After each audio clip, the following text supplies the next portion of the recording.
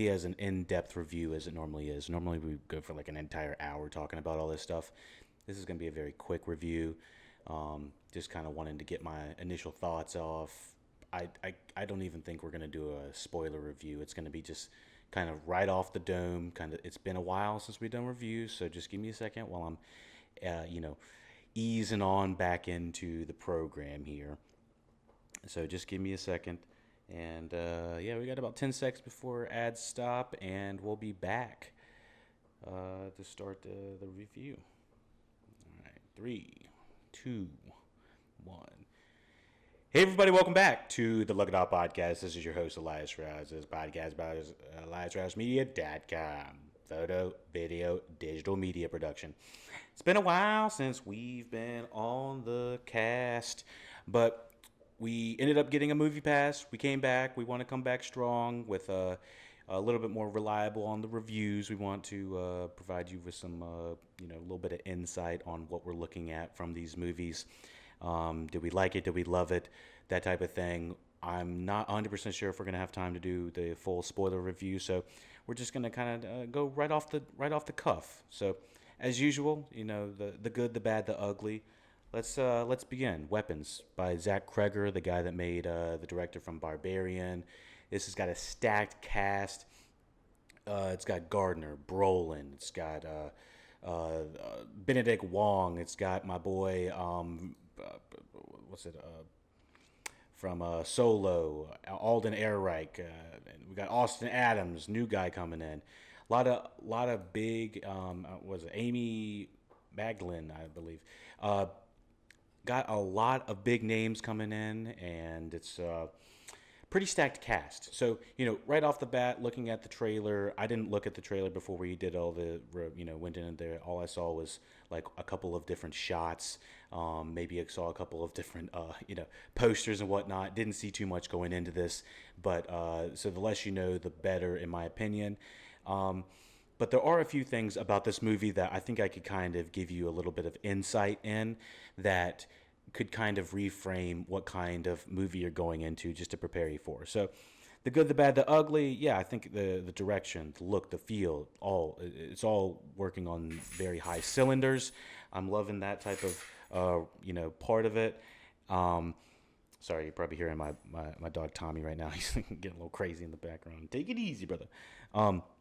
So, anyways, yeah, the look, the feel, the direction, everything, the casting, all of it looks amazing. I'd say where the initial maybe crunch would be for me, if there's any issue, is that this is a very, now we're gonna get a little bit more into like how the premise is laid out, not so much the story, but I'm gonna tell you how it's laid, formatted. We're talking about weapons, Faza. What's up? So, weapons. It's formatted in the way that is like vantage points. So you have the initial story, but what happens is you're going to go about 15 minutes into each person's perspective. And we're going to go from Gardner's perspective, Brolin's perspective. We're going to go from Benedict's Wong's perspective. And I think that's where we are probably going to have a disconnect from a certain individuals. They're going to be like, oh, I like following Brolin, or I like following Gardner, or I like following this individual storyline. And what feels like is it kind of splinters off at a certain point. So it feels like almost short stories all aligned into the bigger story. Now, Pulp Fiction does it pretty well, kind of has like the interweaving of the different stories. I feel like this is more like, a collection of short stories that ended up, showing and happening to the end of. It leads to the end of this movie, and so basically, it's a vantage point movie, and with saying that, I think the cinematography, the direction, the casting is all amazing, and it's almost like I want more of this. I want. I almost is. I think this honestly probably would have been just as good as a a limited series on like Netflix or something like that. And so yeah. Did you see it, Faza? Did you get to see uh, weapons at all? We having seen Barbarian, I had really high expectations, and I'm not sure if this movie is necessarily better than Barbarian. I think Barbarian's a little bit tighter of a story. It's a little bit weirder, and it feels a little bit less conventional from the missing angle. But yeah, I thought that the story was interesting and compelling. Now, the ending of it, I think, is going to be dependent per person. Now, we're staying spoiler free as usual, but I think I enjoyed the ending of it, but it did kind of like jump the shark a little bit for me. Um, so yeah, I think that Zach Greger is definitely a director to watch. He's got he's remarkably good with all these actors, and when I say that, like he's really good with the new individuals who were fresh on the screen for us would be like Gardner, but then you have the older heads like Wong and Brolin who have been on screen for quite a long time, and so yeah, I thought that Kreger feels like he's been doing this for years. I mean, I'm pretty sure he's in his mid 40s, so he probably has been doing it for years. But he feels very comfortable behind the camera, and so, um, yeah, I thought he was really good. Father says I like actors that was expected helping the ones out. Yeah, yeah, yeah. And I feel like the old heads were helping the new heads, and like he's amazing with this young actor in here. I don't have his. Let me see. The main missing individual, the one that doesn't go missing. Um, Fuck, I can't find this fucking.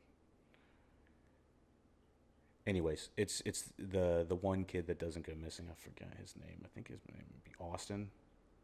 Oh no, it's a different one. Where is that kid? I don't know. Anyways, the main kid in this is quite impressive, and my thing is any director that can make such a young actor emote like all this stuff, like this is like shining levels, like Kubrick levels of like impressive that this kid's able to emote and all that stuff. So um yeah, I was pretty yeah, Stranger, yeah, kind of like Stranger Things and stuff like that. Father says the school stuff is sad. And, um, yeah, it, the, it was it was a little darker of a film than I was kind of expecting, especially for like a summer flick. Like this is kind of more like a mid fall, almost December kind of flick. Um, but yeah, I was really impressed with the direction of it. I'd recommend it for scary movie night with uh, you could do a date night, you could do it with the friends. I think it could probably go either way. Um, Obviously, if you got the whole premise is like the missing individuals, missing kids in the classroom. So if that's like triggering, you might want to uh, hold off on that one. But other than that, I think that there is a very interesting and unraveling of the story that just kind of makes you like, okay, because you're trying to like the entire time it feels like you're trying to figure out the mystery along with them. I will say that it felt like a little bit like um, we lost the thread a little bit on being able to unravel the system, unravel the mystery or the story. So, um, because once things take a certain level, you're like, all right, I would have never been able to guess that kind of thing. So that kind of thing, yeah. Father says, oh, maybe we should have at least one great actor and then the rest new. Yeah, I agree. I definitely agree that bring in new individuals because it gives everybody an opportunity to shine. I remember seeing this Austin Abrams guy. What was he in? Oh, Walking Dead. That's what it was. I remember. I've seen him in a couple of things. Let me see. Scary Stories, Weapons. There's something else that I saw him recently, and I think it was. Oh, was he in Euphoria? Oh, I remember him now. Okay. Yeah, I thought he was hilarious. Him and Aldrich were were hilarious. Just like just bounce it off each other. That they were in a straight comedy. I fucking forgot. Yeah, um, yeah, he was great in that. Let me check and make sure all good. Got a quick missed call right here. Let's see. Oh, yes, I can do that. Let me see.